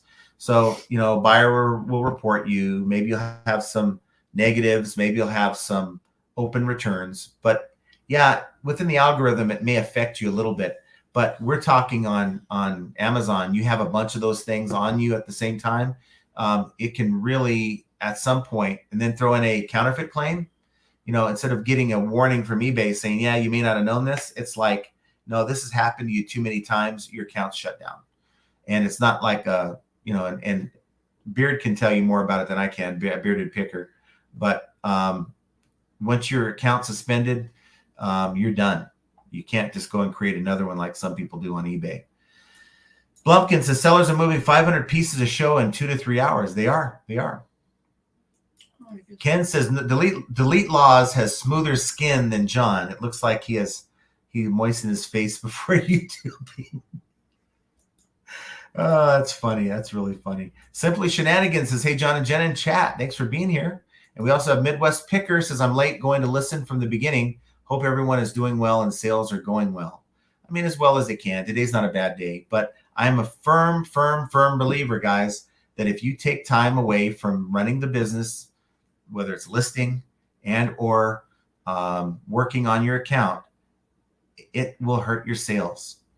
And there's times that I'm just drafting. I'm making drafts, and here comes a sale. Boom, boom. I'm doing something within my account, and eBay sees that activity. Let's see. Big Dre says, bought a bag of sunglasses for $25. Comp show $400 total. Majority of value comes from 5 pairs. Nice. Get the 5 pairs up individually and lot the rest of them out. You're going to make most of your money that way. Patricia says, yes, there's a benefit. Freight forwarders aggregate a number of buyers' purchases and ship volume at lower shipping costs than EIS. And I assume because of that, they pass it on to the buyer. So it makes sense, but it almost feels like a lost opportunity for eBay. I mean, think about, yeah, there's fees involved and eBay's got to, cover any returns and this, that, and the other thing. But just think you take that market share away because now you're competitive. Maybe it's even better for the buyer. And now those companies can't compete anymore and you've taken them out of business. Blumpkin says customers are always right. The saying. Yeah, well, that's whoever made that up is wrong. I could tell you that was one of my pet peeves when a customer, say someone that's about to take the train, would call up and say the customer is always right, but maybe they missed the train and they want see what happens is they missed the train, right? There's different fares, when you fly, there's different prices. And so, well, we'll put you on the next train. Okay. But it's going to cost you another $100. They're like, well, no, you can't do that. The customer's always right. You got to give me the same price. And just things like that, or they disagree with policy and say the customer's always right. Like that's some kind of an exception to the rule. It's not a way to get what you want. Yeah, that's the worst thing to say to someone in customer service because they've probably heard that like daily for their entire career. It was used as a threat. Yeah. And let me tell you, it doesn't work out for them so well. Devon says daylight saving sucks. I don't mind it. Yeah. It's going to take me a whole month to get used to this time change. And Lissa says, Jonathan. No one calls me Jonathan. I said it earlier. Okay. And then Michelle says about TreeCat, a couple of ideas for you. Make sure you fill in all the fields. What browsers are you using? Can you try to use a different browser and see what happens? So yeah, sometimes it's the browser, but also clear your cache. Maybe you've had a lot going on and haven't. It's a good idea to do that anyway, periodically with whatever browser you're using. Larry Todd says, yeah, John, you look like hell and gone. Wow. Whoa. Ouch. That really hurts, Larry. You said Larry. So look, at what point did you stop showing your face on camera? Is that what I need to do? Am I at that point where the next episode of this live stream, you're just going to see my hand, right? And that's it. No, he'll be like this. Let's see. Ashley Sims says, hey, when I pre-test patients, I have to ask age, and sometimes I'm like, damn, I'm doing good. Yeah, there's some people that look torn up. And if you're like, wow, you're not even 50 yet? Oh, gee. Paul Rose, haha, John. Yes, I've always looked younger than my age, but the last couple of years I'm on the slide a touch. But some people just don't age well at all. Some people don't. Some people don't. Blackwood Resellers thinks I am 67 OAP and been 20 sellers and still going. Brenda Smith says, oh, John, I'm 64 and still can play basketball with my 13-year-old grandson. I may fall a few times, but don't quit. Don't quit. Yeah. Well, there you go. It's the old saying, you're only as old as you feel, right? Dan Cruz has the funny monster face going on, but thanks for being here. Benny says, have you tried the hats on Poshmark? We do have them on Posh, right? All of our stuff is cross-listed. Yeah. Well, not all of it. You know but what I mean. Whatever applies, we get it cross-posted. Yeah. See, that's on the secondary account we cross-post. It's my silver fox. Simply Shenanigans says, Andy, the song Street Sweeper has been stuck in my head all day. Street Sweeper. Is that how it goes? No. I don't know. I have no idea. And I can't play it because I don't want to violate any kind of... You'll be like, nope. Yeah. Let's see. Who the heck is a Lufkin? What's a Lufkin? That's a company. It's a tool company, I think, right? Yeah. Why don't you look it up? Why don't you look it up? Google. It's just crazy. There's this really cool tool that's right at your fingertips. Those hats aren't sought after. They actually are. There's some. But ours, we're not a, Todd says, did you just sing Dreamweaver? Yeah. You did. Street Sweeper. That's not a bad hat, right? That's got to be sought after. How about this velvet Boston Red Sox hat? That's got to be. I mean, there's some pretty cool hats, but what about this brand new golf hat? We're not regular. It's Utah Championship, so someone's got that. Utah? But it's somewhere in Utah. And then the web.com tour, it's new climate. It's a Adidas hat. Right, got the Adidas. You can't see it because I won't show it to you, but just trust me, it's Adidas. So why won't you show it to them? I did. Oh, but I don't think they care. No, but these are hats that have. They're not like they're just jacked hats, right? They're like all beat to hell, dirty and stained. I can see those not selling, but these. Beard says you can't call it a yard sale season if you skip them like comments. Yeah, well, you know that. At least here's the difference. I try to read everyone's comment. Now I know at some point that's not going to be a thing. I'm not gonna be able to keep up as we get more people. Well, you already can't keep up. I try because look, in my mind, if it's important enough for someone to write the comment, then I should be trying to read it. Paula says, yes, I'm cross-listing to Mercari and Depop, no luck. And then beef jerky meat flaps. I don't know. Hi, do you all sell on Etsy? Are stickers a good niche? Thanks.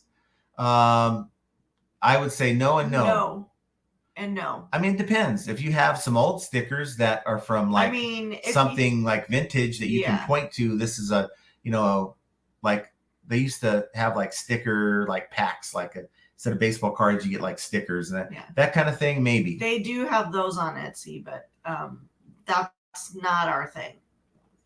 EVS says, I am about to be 70. Got compliment the other day that I looked 50.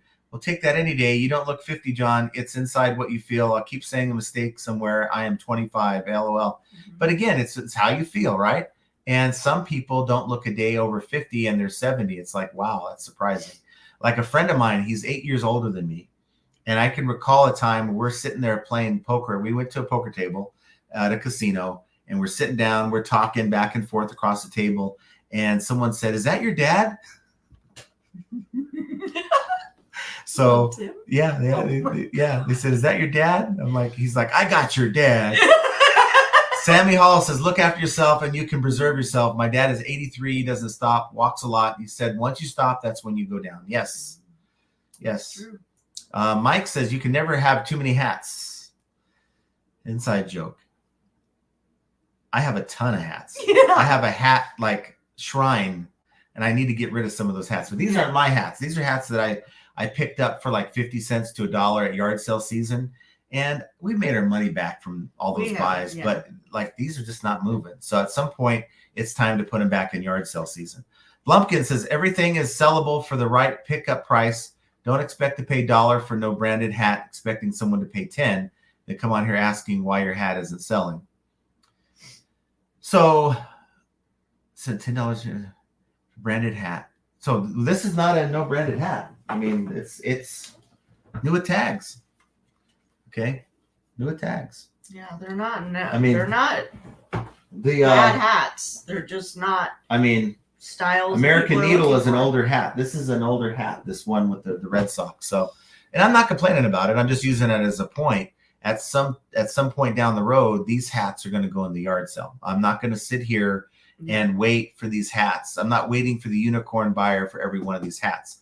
To be honest with you, our secondary account is where our crappy items generally have gone. But I've been adding some pretty decent things to that account, things I buy at the yard sales and stuff that I come up with that has good sell-through rate. But I believe that the stuff like these hats that are sitting there is pulling down the rest of the items. And I said this on the last show. We had an item that we had on this secondary account, this bathroom, this kitchen scale, little small, brand new kitchen scales. We had them for months on this old account, this secondary account that we have, and not a one sold. We had competitive pricing.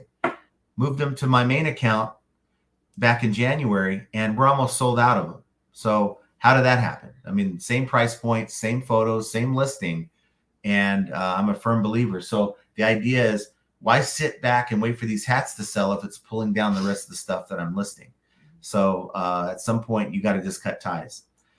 Ken says, for some odd reason, when Jenna said, are you cross-listing the other sites? In my selective hearing, it sounded like she is saying cross-dressing. Yeah. Ken, are you cross-dressing? Aunt White says, I sell mostly antiques and collectibles.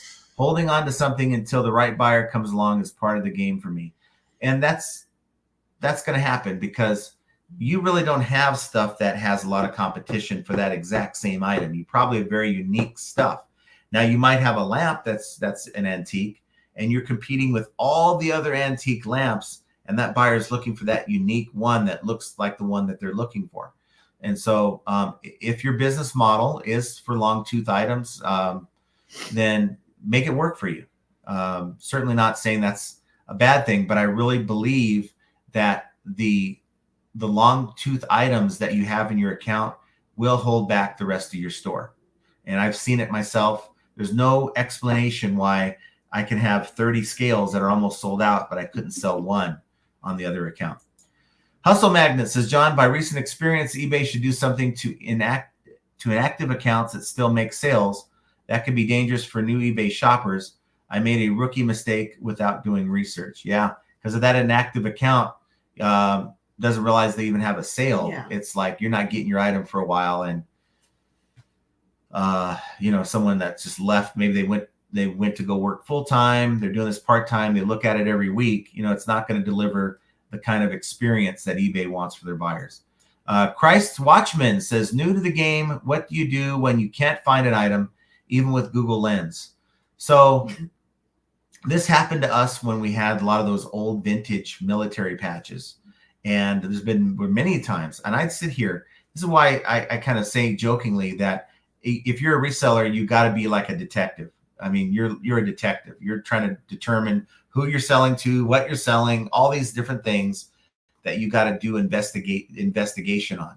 And sometimes Google Lens won't work. You just got to put it up there, and you have a general idea what it is. You describe it to the best of your ability and put it on auction. See what the market says. Maybe it has more value, so rare that it's going to drive up some bids. And that's one way to start with that. Benny Stratton says, Bumpkin, very true. If you paid $2 minimum, I want at least $6 plus shipping, even with 15 to 20% eBay fees, still make $3 plus profit on a hat. I haven't decided to go that low on the hats though, but Blumpkin says, you resellers need to be more able to adapt. Stop getting stuck in your ways. I agree with that. Mm-hmm. Look, now I don't know where that's actually directed to, but I can tell you, even with my slow sales the last couple weekends, I have $1,600 that's ready to deposit in my account on Tuesday. So we had a good week. So I'm not going to complain about a slow sales, but we are always looking for things that we can do to change up to make it work. It's always about making eBay work for your situation. And something that I'll do may not work for the next guy, but we're constantly trying to do things. Now, am I over here belly aching about these hats? No. Hats were brought up, and I just kind of decided to say, hey, we were selling them too on the secondary account. But even with us, and I think those are pretty decent hats that I showed you, at some point, they're going to be out in the driveway when we have our yard sale. They haven't even told us yet. We are always pivoting. And I think if you've watched this channel for any amount of time, Blumpkin, you'll know that last year in February, we made a huge change that took us from the outhouse, because we were getting close to the poorhouse, and we didn't make it to the penthouse, but we at least have a house. That's such bad, wasn't it? You were trying so hard. But you guys see what I'm saying, right? Hustle Magnet says, I got a refund, but a new eBay shopper would have thought they had been scammed.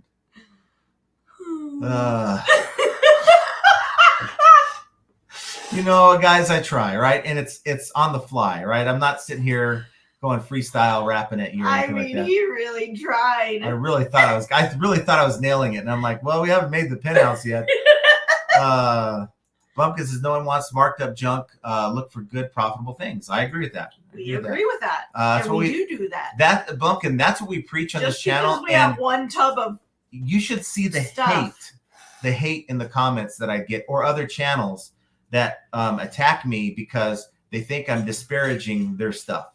You know, if you have a hand typed out cookbook from like 1970 from like the local church at like Iowa or something, there's not a huge demand for that. Okay. And maybe someone's looking for it, but don't get mad when your items aren't selling fast, if that's the kind of thing that you're selling. Tease Flip says never eating at a place that charges like that. It's just for the experience and to say I did it. Duncan, $1,300 for lobster. Oh my God. How many? No. It was $109 for my lobster. Okay. $1,300 was for 7 people's meals and drinks and sides and desserts and appetizers and salads, and it all adds up. Yeah. Benny Stratton, Blumpkin buyers want junk. They just don't want it marked up. And that's just it. People don't know how to price their items very well. Blumpkin says selling is so easy. Y'all just make it more difficult than it is. But I don't know who you're talking about. But communication is easy. So tell us, what are you talking about? You're speaking in generalities. So what is it that we've said that's made you feel this way? And where is this coming from, or where is it directed to? So it's a lot of very vague stuff you're saying. Yeah. I agree with a lot of what you're saying, but if there's something we've said that's kind of made you feel like you needed to type that, I'd like to know what you're talking about. Good conversation. Paul Rose says, speaking of crazy prices, John, I called in at Sports Direct today. 2 pairs of Calvin Klein boxers at 45 pounds, 4 pairs for 75. Bargain. I went elsewhere. Yeah. Wow, that's ridiculous. Prices do go up. Unfortunately, prices are going up retail, right? Yeah. But it's not really caught up with resellers yet. We're still trying to sell our stuff at discounted prices sometimes. Yeah. I don't know how to say this, but it's Ryan Marshall. I only eat at places that don't put prices on the menu. It's easier to say I don't know. I didn't know. Yeah. Traveling Pickers is listening in background as I pack whatnot orders. When I'm in town, we can go to Texas Roadhouse. I'll get the chicken and salad, 18, so no need to spend $1,300. I'll leave a tip. Yeah. I want the California chicken. We've been trying to get to Texas Roadhouse, and every time we go there, the wait time is insane. Yeah. And so I get the same thing every time. I'm not a bougie. We're not bougie people. Yeah, I'm not a bougie kind of guy. It's like, I knew going in, I was like, okay, this better be the best steak I've ever had. And again, it was good, but I can make better here. Patricia says buyers using freight forwarders can have purchases from all online stores and platforms sent to their freight forwarder containers, not just eBay. Once it's full, they ship to the buyer the next transport. Okay. So how long could that take? Okay. But then I guess that's why these people don't want to return anything when it comes to open a return, because they can open a return, get that 35 days. They've got plenty of time, but to unwind that is problem. But again, that's not our problem as sellers. Yeah. That shouldn't be our problem that we have to, make concessions for because of their particular situation. I almost think it's like a risk that you take when you buy on eBay when you're doing that kind of thing. Benny says EIS is more expensive than USPS International and freight forwarders, but eBay has made it clear going forward they plan to make the money via EIS, managed payments, and promoted listings. But again, that's what they're there for. That's what we're here for, to make money. So why is eBay any different? They're here to make money. They're providing a service, and their goal, because they have that fiduciary responsibility to their shareholders, they have to make as much money as they can off of us.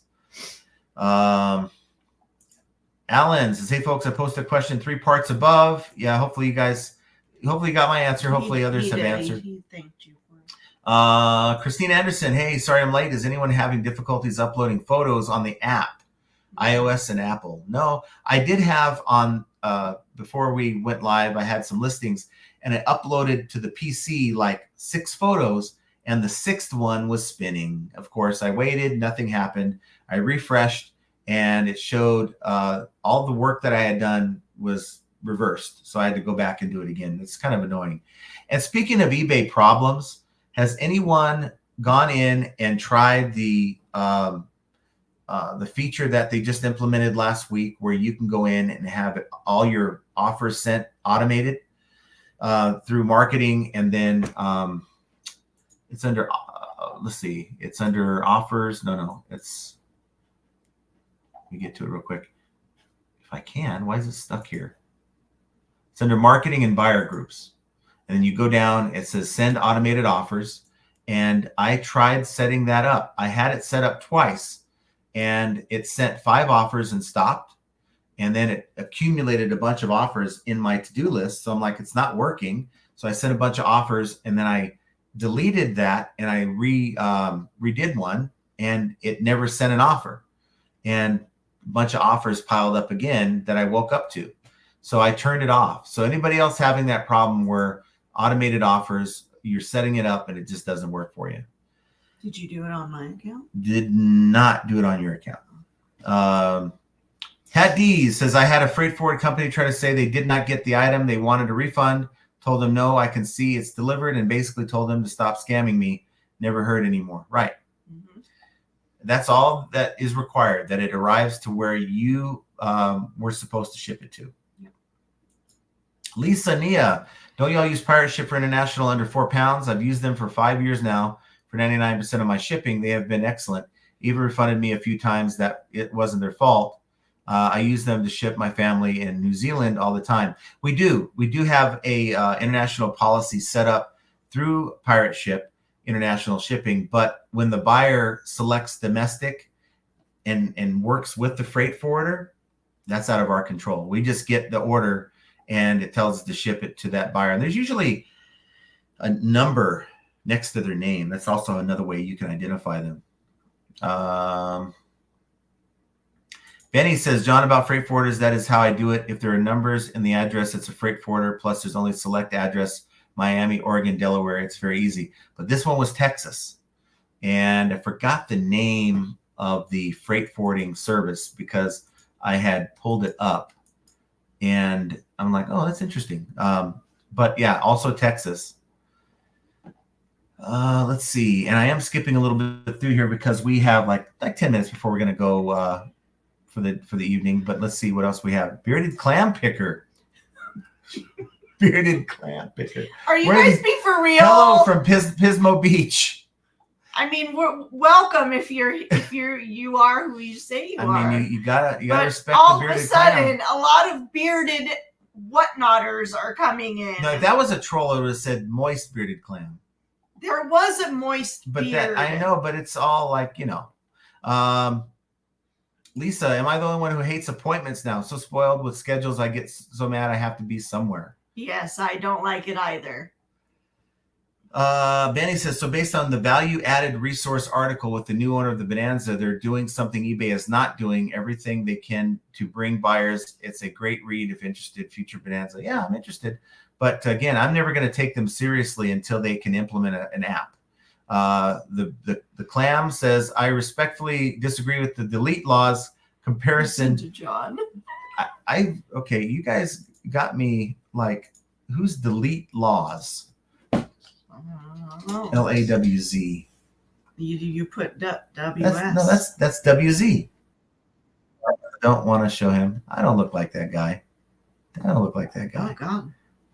No. Oh no. No. I don't know. You guys, yeah, you're seeing me at a different angle or something. That's not me. Yeah. We got Josh Galt. Hi everyone. Sorry I'm late. Thanks for being here, Josh. I have not heard from Josh. I haven't even gotten a text from Josh. What the heck? I almost feel like Josh is like mad at me for something. It's like, are we not friends anymore? What happened? Josh is going to listen from the beginning while I do my photos. Well, by the time you get to this, you're going to understand. You're going to need to send me a text. Jovial's with us. Silver Fox. Yes. That's right. U.S. Freedom 5. I know I'm old and ugly. Folks think I'm in my wife's father. Well, that's not good. Wow. You know what? That same friend that was accused of being my dad, years ago, we had a guy that we bowled with, and he bowled with his wife. And his wife looked pretty old. And he went up to the guy and said, hey, is that your mom? Remember Chuck? Yes. Yeah, he asked. That's terrible. Yeah. And he's like, hey, how's your mom doing? Or something like that. And he's like, what do you mean? It's my wife. That's terrible. Yeah, it is terrible. David Pitland says, I just moved house, 45 tubs of stock. Wow. Yeah, you got to mark those items before you I'm move telling you, moving when you're a reseller is not fun. Thrifty Loon wants you to style their hair. Oh, all right. And EVS says, we'll buy a Red Sox hat. Well, go buy it. Look at Hot Desert Deals on eBay. Hot_desert_deals. And you're welcome to buy it.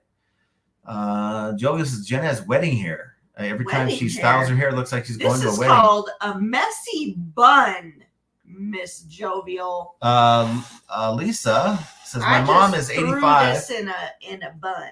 My mom is 85 and asked her if she still has that feeling like, yeah, I can clean and move the room around today. And she said, yes, our brain doesn't know age. It's a cruel joke, I swear. Yep. That's true. John Worldwide Weber says, hey, I got 2 sales after hitting the like button. But they were both under $20. That's okay. So do you have some kind of minimum value guarantee? No, it should be. How many people you think? Be happy. Yeah, there's so many people that are like, I can't believe John got a sale. We haven't got one yet. Vede Mason 95 says the hat will sell with the sun coming back. I think so. Clam says we used to love indulging in Blumpkins, but ever since a bad case of conjunctivitis made the rounds, we no longer partake in our home. I don't know what that is. I don't know what's going on. Al or AI? I'm not sure. At Texas Roadhouse, you can put yourself in line on the website before you ever get there. Yeah, you call in. We usually do. However, there's been a few times where we didn't. Now, Morty, you're onto something that really gets me. Now, all my feedback is shown to buyers from years past. eBay, for whatever reason, is showing the most.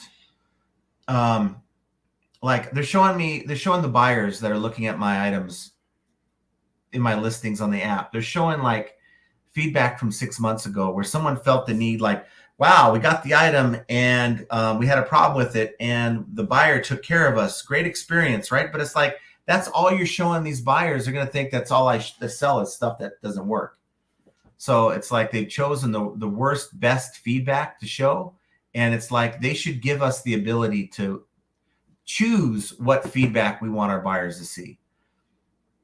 Let's see. TreeCat had the same problem with automated offers on eBay, just not working right. Hopefully they fix it. I think it's a good idea. Let's see what else we have here. I'm not really trying to skip, but I am. Honor Squad says maybe you should just switch them back and forth every month between accounts until they sell. I don't want to do that to my main account. Yeah. I have the really good stuff that we get through one method that is really working. For instance, I have 460 sales in the last 90 days for only having an average around 210 listings up at any time.